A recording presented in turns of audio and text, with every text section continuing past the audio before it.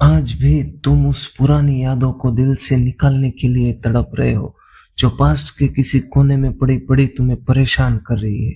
वो याद जो हर रात तुम्हारे सिरहाने बैठी रहती है, जिसे तुमने भुलाने की न जाने कितनी कोशिशें भी कर ली, नशे की लत लगा ली, पर वो हर बार किसी ना किसी रूप में लौट ही आती है।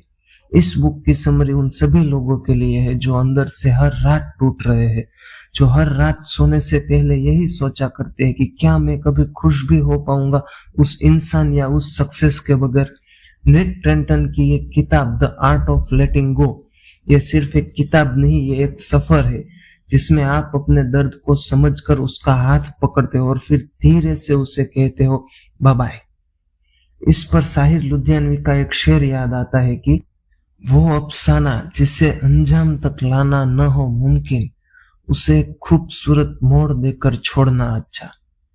ये शेर या ये किताब सिर्फ तुम्हारे ब्रेकअप के मूव नहीं है, ये हर उस इंसान के लिए है जो अपनी लाइफ में कुछ ना कुछ पाना चाहते थे, मगर किसी ना किसी रीजन के चलते वो हासिल नहीं कर पाते और अपने अंदर एक गिल्ट, एक फ्रस्ट्रेशन, एक पीड़ा का अनुभव कर रहे हैं। तो चलिए इससे बाहर निकला जाए। इसे समझने के लिए इस किताब को एक वेपन की तरह इस्तेमाल करते हैं।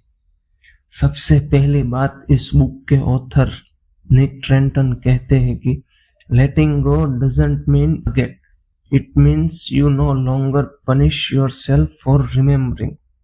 तुमने कभी नोटिस किया है, दर्द इतना पुराना हो जाता है कि हम उससे यूज्ड टू हो जाते हैं। वो हमें परमानेंट मेहमान जैसा लगने लगता है, जैसे कि तुम खुश तो हो पर अंदर छुपा गिल्ट कहता है कि तुम कैसे खुश हो सकते हो, तेरे साथ तो ये हुआ था ना। तुम आगे तो बढ़ते हो पर फिर एक आवाज कहती है कि तू इस बार भी फिर से पहले की तरह ही फेल होगा। ये आवाज किसी और की नहीं है, ये तुम्हारे अंदर का ही वो वाउंडेड चाइल्ड होता है जो ये चाहता है कि कोई उसे कहे कि तेरे साथ जो भी हुआ है पास्ट में, उसमें तेरी कोई भी गलती नहीं थी।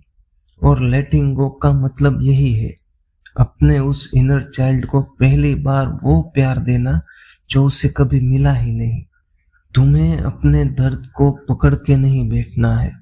ऑथर कहते हैं you are not holding on to the person, you are holding on to the version of yourself that loved them. ये लाइन दिल तक छू लेने वाली, क्योंकि अक्सर हम उस इंसान को नहीं, अपने उस वर्जन को याद करते हैं कि जो कभी खुल के हंस सकता था, जो किसी पे भरोसा कर सकता था, जो अक्सर सपने देखा करता था वो भी बिना किसी डर के। और जब वो रिश्ता छूटा या लाइफ में कोई फेलियर आया तो वो तुम्हारा वर्जन भी चला गया। लेटिंग गो का दर्द तब होता है जब तुम खुद ही खुद को खोना चाहते हो। और ऑथर कहते हैं you are allowed to outgrow your past, you are allowed to become someone new. मैं आपसे बुक से थोड़ा हटकर एक बात बताता हूँ जो मैंने कहीं सुना था और इससे रिलेटेड भी है। गिव अप करना और लेट गो करना, इन दोनों में डिफरेंस है। जब तुम किसी के साथ रिलेशनशिप में हो और किसी एक वक्त सामने वाला तुम्हें छोड़ना चाहता है या फिर तुम्हें लगता है कि वो तुम्हें धोखा दे रहा है, लेकिन तुम उस इंसान के लिए एकदम लॉयल हो, तब तुम क्या करते हो कि चलो कोई बात नहीं। वैसे तुमने उसे मनाने की खूब कोशिशें कर ली, लेकिन वो शख्स नहीं माना। तब तुम क्या करते हो कि कोई बात नहीं, उसने मुझे छोड़ा है, मैंने तो नहीं, मेरे लिए तो हमेशा वो मेरे दिल में जिंदा रहेगी या फिर रहेगा। और तुम देवदास बने घूमते फिरते हो, उसकी याद में उस दर्द को पकड़ के रखते हो। इससे गिव अप करना बोलते हैं कि तुमने उसे तो जाने दिया पर खुद उस दर्द जीते रहते हो। और लेट गो का मतलब होता है भाड़ में जाए, छोड़ो कोई बात नहीं, वो नहीं तो कोई और सही, दुनिया खत्म थोड़ी हो गई है। तो जब ऐसा मोड़ आए कि दोनों उस रिश्ते से अलग हो रहे हो, तब उसकी याद में तड़पना नहीं है। जैसे उसकी भी जिंदगी है वैसे तुम्हारी भी जिंदगी है। तो ऐसा उसे मुंह पे नहीं बोलना है कि भाड़ में जाओ तुम, बस थोड़ी सी तमीज से कहना है कोई बात नहीं, अच्छा हुआ जो तुमने हमारे बारे में सोचकर ये फैसला ले लिया। और कोई तुम्हारा फ्रेंड हो तो इंट्रो करवा देना। ऐसे एक लाइट नोट के साथ जो रिश्ते खत्म होते हैं वो फिर दर्द नहीं देते, कहते हैं लेट गो करना। तुमने उसे अपने जहन में रख के अपने आप को प्रताड़ित नहीं किया, ना ही अब तुम दर्द में गाना गा रहे हो कि मुझे छोड़कर जो तुम जाओगे बड़ा पछताओगे। ठीक है, तो गिव अप नहीं करना है, लेट गो करना है। और उसे ही सीखने के लिए हम इस बुक समरी को आगे बढ़ाते हैं। क्या तुमने कभी किसी इंसान या किसी यादों की सिर्फ इसीलिए नहीं छोड़ा क्योंकि तुम्हें लगता था कि अगर तुम उसे छोड़ दोगे तो तुम्हारे साथ सब कुछ खत्म हो जाएगा? ऑथर यहाँ एक साइकोलॉजिकल ट्रूथ बताते हैं। Holding on is our brain desperate attempt to feel in control.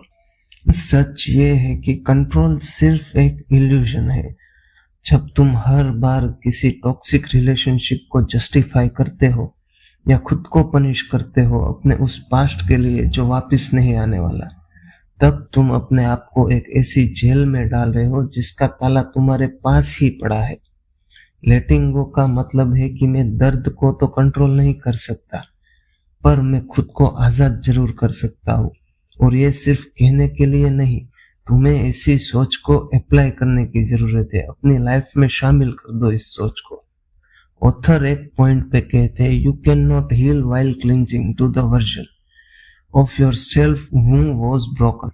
जब तक तुम उस वर्जन को पकड़ के बैठे हो जो टूट गया है, दर्द से गिरा हुआ है, तब तक तुम अपने आप को एक नया वर्जन नहीं दे सकते। हीलिंग तब स्टार्ट होती है जब तुम अपने आप से एक नई लैंग्वेज में बात करते हो, जैसे कि मैं वर्दी हूँ बिना किसी के अप्रूवल के, मैं एकदम सेफ हूँ, अब मुझे पेन के साथ नहीं रहना है, मैं प्यार के लायक हूँ चाहे मेरा पास्ट कैसा भी रहा हो। ये अफर्मेशन सिर्फ कुछ वर्ड्स नहीं है, ये तुम्हारे सामने एक रास्ता बनाते हैं जहाँ दर्द नहीं सिर्फ शांति होती है। ऑथर ने इस बुक में लेट गो करने के लिए कुछ रिचुअल्स भी दिए हैं, उसे देखते हैं। पहला है letter to the past self. अपने उस वर्जन को लिखो जिसे तुम्हें दर्द मिला और कहो, मैं तुझे छोड़ नहीं रहा, मैं तुझे वापस जिंदा कर रहा हूँ, वो भी बिना दर्द के। पहले तुम अपने उस वर्जन में से जो भी दर्द है उसको लिख के रखो और फिर उनसे एक लाइट नोट पे उसको बाय करो कि अब मैं इस यादों को के अंदर अपने दर्द को शामिल नहीं करने वाला। अब यादें हैं तो सिर्फ यादें रहेगी, उसमें कोई दर्द मुझे नहीं चाहिए। दूसरा है द रिलीज बॉक्स मेथड। एक बॉक्स लो और वो सारी चीजें डालो तुमने जो समेट के रखी है उस दर्द को रिलेटेड, और रोज एक एक करके डालना है उस बॉक्स में। और एक दिन जब सब चीजें खत्म हो जाए तो बॉक्स को बंद कर दो इस माइंड से कि अब वो सारा दर्द इस बॉक्स में है और तुम्हारी हीलिंग का शुरुआत वहां से स्टार्ट हो जाएगी।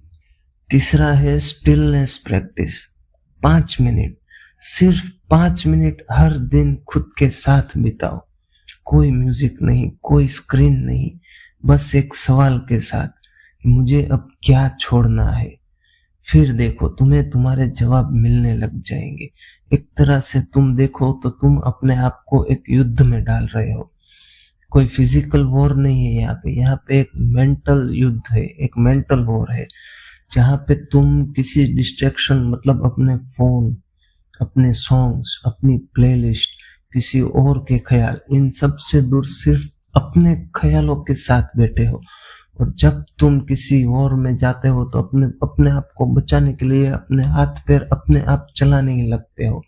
तो जब तुम अपने साथ, खुद के साथ कुछ वक्त बिताओगे तो तुम्हारी मेंटली जो वॉर चल रही है वो तुम्हारे लिए एक अपने आप को बचाने का जरिया रहेगी। आज तुम्हें तुम्हारा दर्द सच लगता है, वाजिब लगता है, पर एक वक्त आएगा जब तुम उस दर्द को देख के कह पाओगे कि यार तेरा बहुत शुक्रिया, बेशक तूने मुझे तोड़ा, मुझे परेशान किया, मुझे दर्द दिया, पर एक पॉइंट पे तुमने ही मुझे एक नया वर्जन दिया है, मुझे बनाया है, मुझे जीना सिखाया है। लेट गो करने का स्टोरी का एंड नहीं होता, बस तुम्हें वो पेज पलट के अगले पेज पर जाना होता है।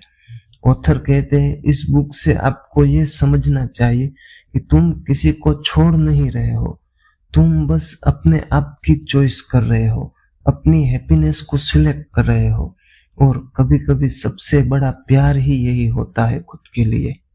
बेशक इस समरी को तुम एज इट इज अप्लाई ना करो, पर अब अपनी लाइफ में गिल्ट को, दर्द को कम करने का एक आइडिया तो आप इस समरी से ले ही सकते हो। और आपको लगता है कि इस बुक समरी सुन के आपको कुछ भी किसी भी पॉइंट पे हेल्प मिली, तो मेरी इस मेहनत को थोड़ा सा प्रोत्साहन देने के लिए लाइक, शेयर और सब्सक्राइब जरूर से कीजिए। और आपको कैसा कंटेंट आगे चाहिए ये कमेंट करके बताओ, आपका हुक्म सराखों पर रहेगा। तो मिलते हैं अगली वीडियो में एक और इनर हीलिंग के सफर के साथ। तब तक के लिए कीप स्माइलिंग, बाय बाय।